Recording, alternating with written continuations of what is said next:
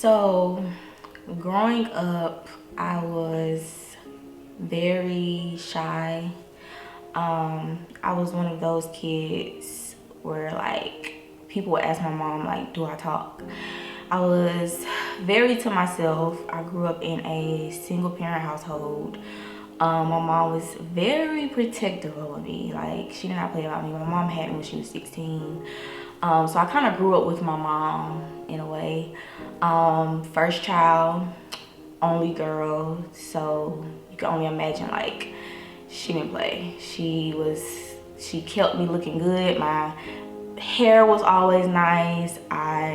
She used to always put these stockings on me. I always went to school looking very decent. Teachers would always compliment me like, oh my God, your mama face greased up. Y'all, like, my mama did not play.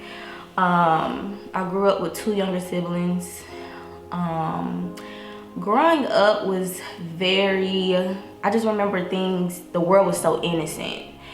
And I remember having different encounters where like, I didn't know certain things was wrong. I didn't know like, you're not supposed to do this. And I remember one time I was in daycare and I was laying down taking a nap, and I remember like me and another little girl, we were kissing. And again, I thought it was so innocent. I didn't know nothing behind it, but there was so many more events that took place that has brought me to this conversation today. I remember being so quiet but being observant. I was a very observant child. Like, I seen everything, but I wouldn't say a lot. And I paid attention to details as a child. I paid attention to grown woman conversations. I paid attention to the good people, bad people. I was one of those children, like, my mama couldn't just let anybody just watch me. Like, I picked up off energy heavy. But I remember I stayed with my big mom at the time, and you know, growing up in the early 2000s, you always had that family friend. You know, you didn't back in those days, I'm not that old, but back in that time, you didn't have to worry about, you know, your child getting hurt. You were comfortable with allowing your child, allowing people to watch, you know, like, your child at the time based off of how you grew up, you know, just like street code. And you know, where I grew up in East Atlanta. Like, you know, if your door open, next door neighbor gonna make sure, you know, don't nobody go in your house. So my great grandma at the time, she passed away. She had a family friend, and I was starting elementary school, and my mom allowed me to go to this family friend house. We basically said them like our cousins, like my auntie. And this family friend, she was a grandparent at the time. Her 2 grandkids were exactly my age. One was specifically my age, and the other one was maybe like 3 years older than me. The one that was my age,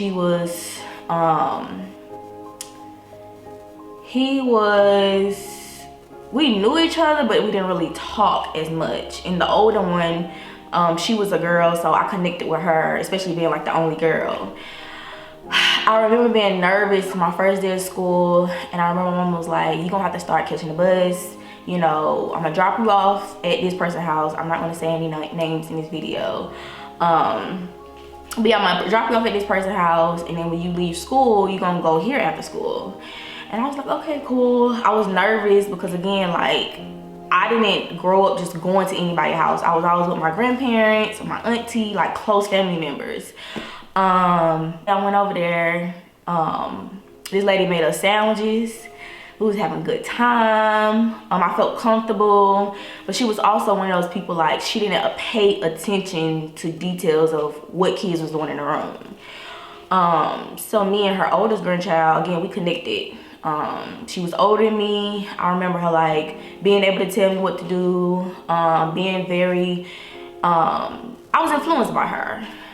Again, I didn't grow up with any other girl or a girl that was older than me, but to get to the point It was one time we were playing and we was laying down, and I'll never forget, there was like this pink toy. It was like a cash register toy. I was just staring at it and I was like, dang, I want this toy. She comes over to me and she started touching me. And I just remember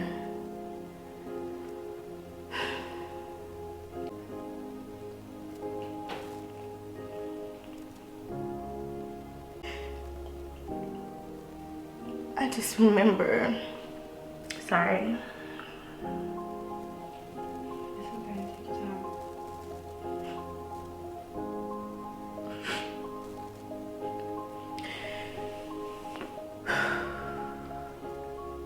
Like my whole world changed that day. Like I seen things different. When she touched me, I felt manipulated. That was the day I was able to be easily manipulated. Not to go into details of the sexual encounter, but I just remember just staring at that toy. Like, that's the only thing I could look at that time. And it kept happening.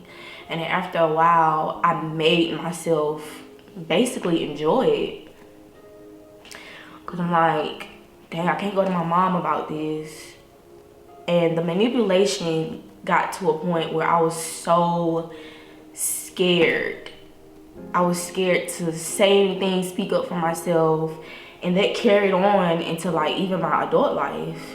And I remember being in school, like I said, she was older than me. So I was maybe like in 1st or 2nd grade. She was maybe in 5th grade.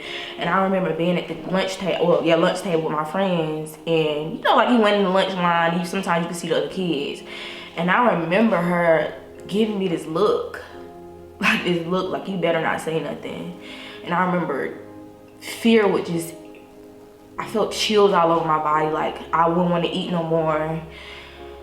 And I can't remember if my mom noticed if I started acting weird, because again, I was such a quiet child. But I remember one time my mom was bathing me, and she noticed, you know, there was irritation down there, and I lied.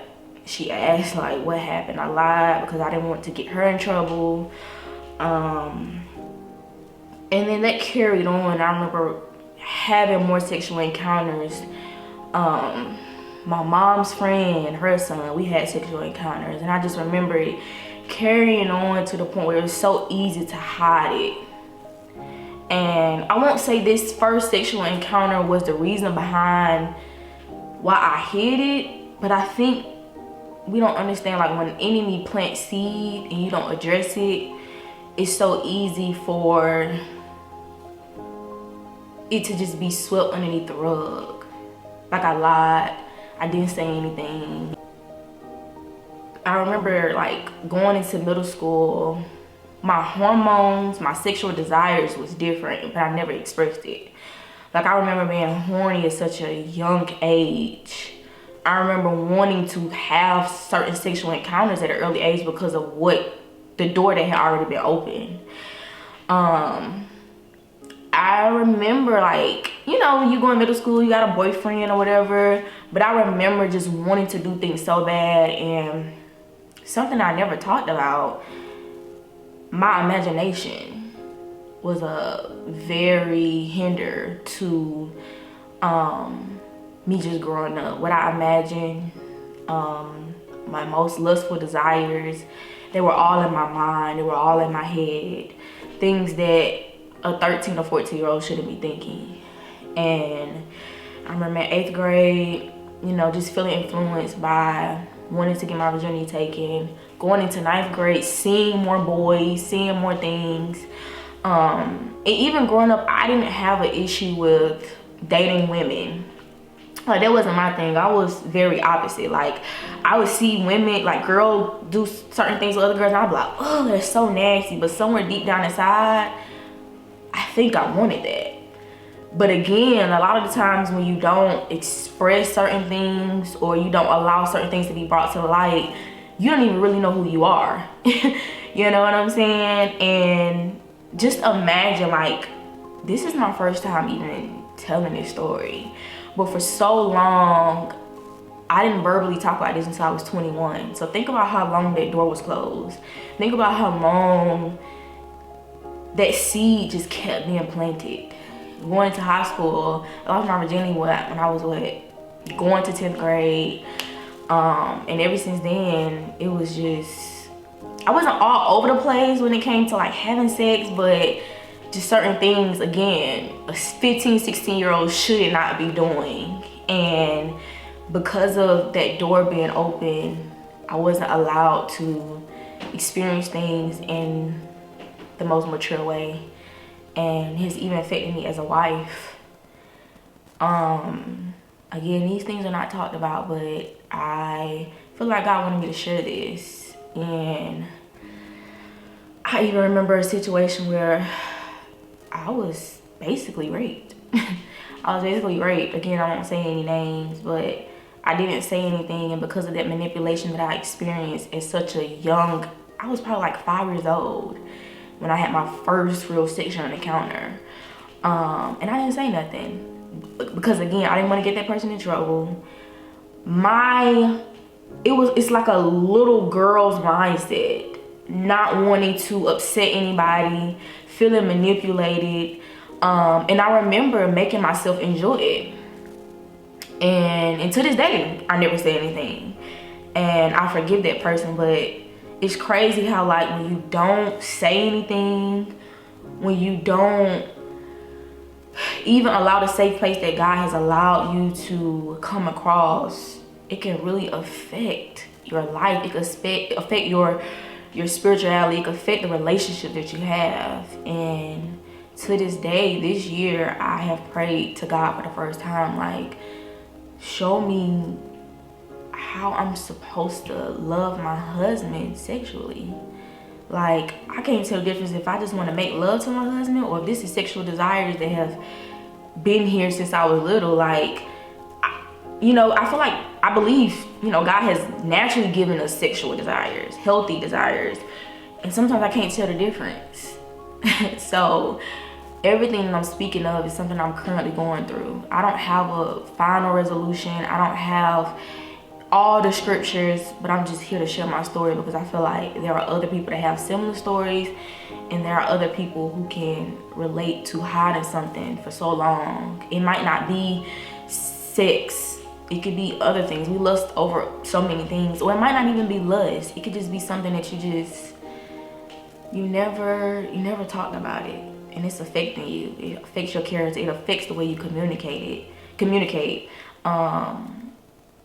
For so long, I didn't talk about how I felt. It affected my friendships. Sometimes I find myself being emotionally immature. Like, I overly express how I feel. Because think about it, a 5-year-old little girl being taken advantage of and never saying nothing. I grew up being muted, and the enemy used that to his advantage. But my faith stands that lust is not my battle. And I don't have to be what I experience. I do believe with my heart, because of the relationship I have with God and the love that he constantly poured out to me, that